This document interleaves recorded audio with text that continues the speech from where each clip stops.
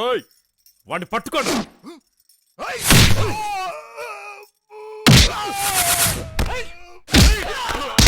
ఏయ్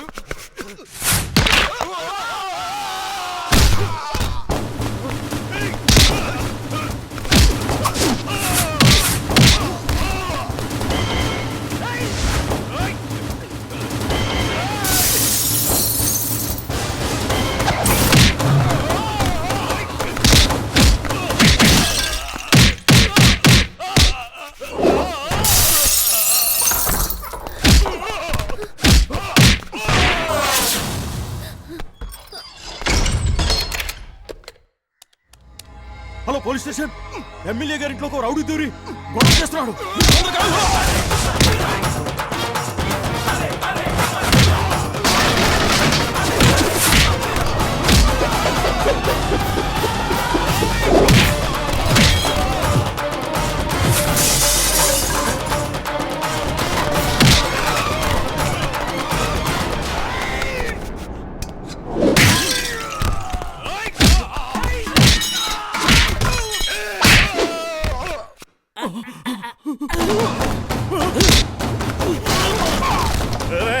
ఆపండ్రా, ఆపండి.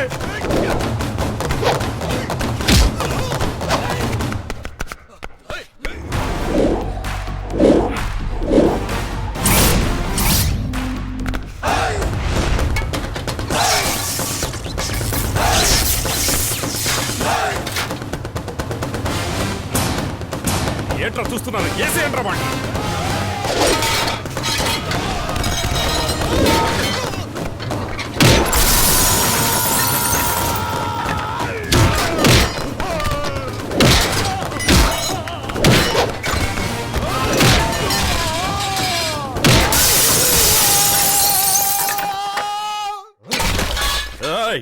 ఎవరా నువ్వు?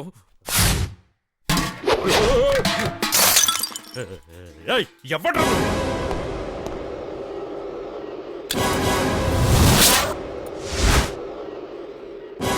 చెప్పురా. విషయం నన్ను అడుగుతావేంటి? పోయి నీ పెళ్ళాన్ని అడుగు. ఎవరికి పుట్టాను?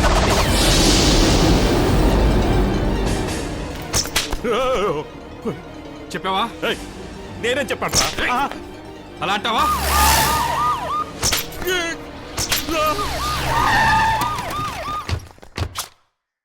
ఇదేం లెటరో తెలుసా?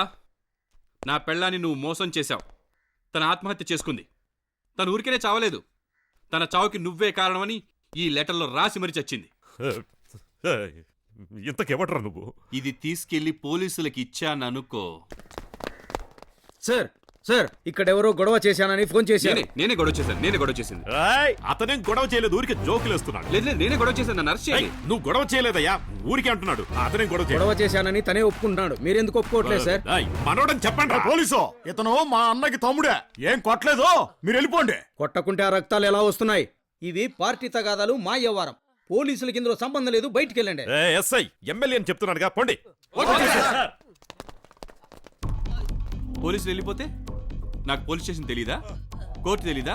హైకోర్టు, సుప్రీంకోర్టు అన్నీ తెలుసు. ఈ లెటర్ గాని బయట పెట్టాననుకో, నీ ఎమ్మెల్యే పదవి ఊడిపోద్ది.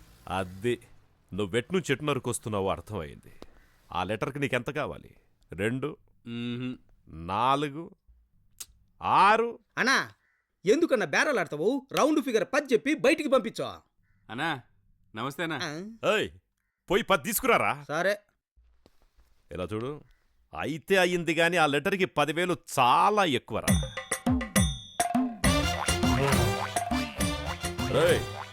అదేంట్రా డబ్బు పెట్లో పెట్టుకుని వచ్చావు? మరి 10 లక్షలు పెట్లో కాకుండా బ్యాగ్ లో పట్టుకొస్తారేంది? 10 లక్షలా? ఈ లెటర్ వాల్యూ 10 లక్షలు. డబ్బులు కావాలా, లెటర్ కావాలా? చూసి చూసి చూసి మాట్లాడు. లెటర్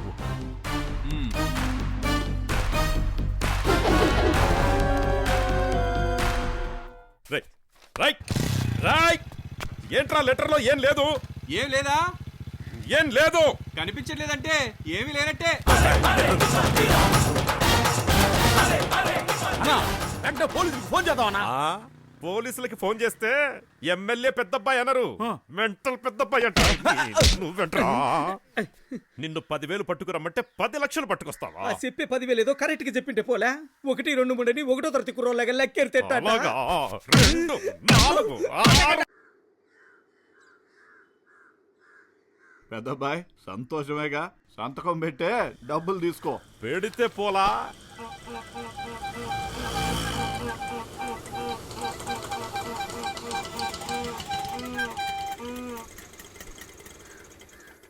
ఏంట్రా ఒక చెయ్యి విరిచేసా చాలా ఇంకోటి విరచాలా అదేం లేదు పెద్దనయ్య, మీ ఫ్యాక్టరీ అడ్రస్ అడిగారు అందుకే తీసుకొచ్చాను. అడ్రస్సా పెద్దబ్బాయి ఫ్యాక్టరీకి అడ్రస్ ఎవడు అడిగాడు రాయ్ నువ్వెందుకు వచ్చావురా అన్నా నీకు నాకు పేచీలు ఎందుకనా, నేను వీళ్ళతో మాట్లాడతాను ఆ? రాయ్, నిన్ను- పెద్దోడా నువ్వు కొంచెం ఆగు. ఆ కుర్రాడేదో పెద్ద ఆయనతో మాట్లాడాలంటున్నాడు, మాట్లాడిని. నువ్వు మాట్లాడు బాబు. నమస్తే నమస్తే నమస్కారం. పెద్దాయనా చెప్పు బాబు. మీరు కొనాలనుకుంటున్న ఆస్తి పెద్దల ఆస్తి. ఇక ఈయనకు తమ్ముడు ఉన్నాడు, వాడొచ్చి సంతకం పెడితేనే చెల్లుతుంది. ఒకవేళ వాడొచ్చి నేను సంతకం పెట్టకుండా మీరు ఎలా కొన్నారని అడిగితే అప్పుడేం చేస్తారు? ఇప్పుడు సపోజ్ నేనే వాళ్ళ తమ్ముడు అని అనుకోండి, మిమ్మల్ని అడుగుతున్నాను, ఎరా నీ, నా సంతకం లేకుండా నా ఆస్తిని మీరెలా కొంటారా? ఆ? ఏ, ఎలా కొంటారు? ఇదేమన్నా వీడు సంపాదించిన ఆస్తా? మా నాన్న మా తాత ముత్తాతలు సంపాదించిన ఆస్తిరా. వీడు సంతకం పెడితే సరిపోదు, నేను కూడా సంతకం పెట్టాలి. నా సంతకం లేకుండా ఎలా కొంటారా? ఈ చేత్తోనే కదా నా ఆస్తి కొన్నావు, ఇదేనా ఈ చెయ్యి కదా? పెద్దయినా తప్పుగా అనుకోకండి. ఇలాగే వాళ్ళ తమ్ముడు వచ్చేసి మీ చెయ్యి నరికాడే అనుకోండి, అప్పుడేం చేస్తారు? చూస్తుంటే అమాయకుల్లా ఉన్నారు, ఆలోచించండి. ఆస్తి కరెక్ట్ కాదు, వాడు అంతకన్నా కరెక్ట్ కాదు. ఏందన్నా అపరిచితుల్లాగా మాట్లాడుతాడాడు. అడిగానా తీయండ్రా ఆటోలు. రండి డబ్బులు తీసుకురండి. ఇందులో ఏదో లొసుగుంది బాబు. ఏ లొసుగు లేదు, ముందు డబ్బులు తీసుకురండి అయ్యా. మరి మీ తమ్ముడు? రేయ్, నా తమ్ముడు చచ్చిపోయాడని చెప్పాను కదా. పెద్దబ్బాయ్ మీ తమ్ముడు చచ్చిపోయాడు నువ్వు చెప్తే ఎలా? ఊరు చెప్పాలి, ఊరు జనాలు చెప్పాలి, లేకపోతే మీ అమ్మా నాన్న చెప్పాలి. కనీసం తమ్ముడు డెత్ సర్టిఫికేట్ అయినా ఉండాలి, లేదంటే మీ తమ్ముడే వచ్చి సంతకం పెడితే ఈ ఆస్తి నమ్మొచ్చు.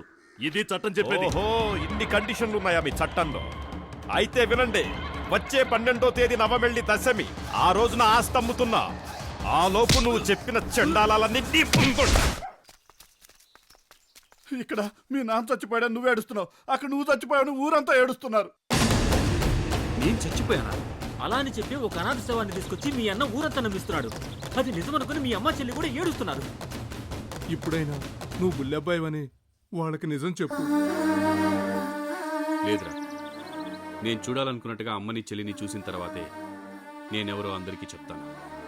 నువ్వు ఏదో ఒక రోజు ప్రాణాలతో తప్పకుండా తిరిగి వస్తావని మీ అమ్మ గంపెడాస్తో ఎదురు చూస్తోంది. నువ్వు నిజంగానే చచ్చిపోయావు అనుకుని మీ అమ్మకు జరగరాంది ఏదైనా జరిగితే అప్పుడు నువ్వు నిజం చెప్పి ఏం ప్రయోజనం? బుల్లెబ్బాయ్ నిజం చెప్పే. చెప్తా. జరిగిన దానికి బాధపడకయ్యా.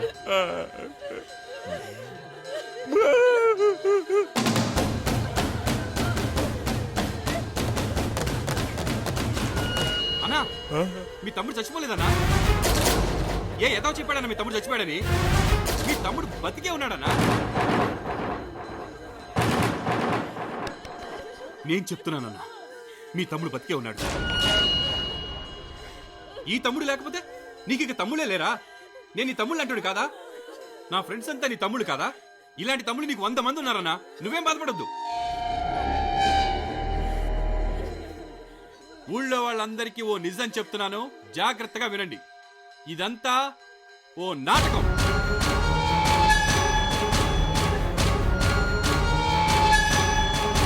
ఏంటి నాటకమా? ఈ ప్రపంచమే ఓ నాటక రంగం. ఇందులో నేనొక నటుణ్ణి, మీరంతా నటులే. చచ్చిపోయాడే ఈ బుల్లెబ్బాయ్, వీడొక నటుడు. ఇగో ఇక్కడ బతుకున్నాడు పెద్దబ్బాయ్, వీడు అందరికన్నా పెద్ద నటుడు.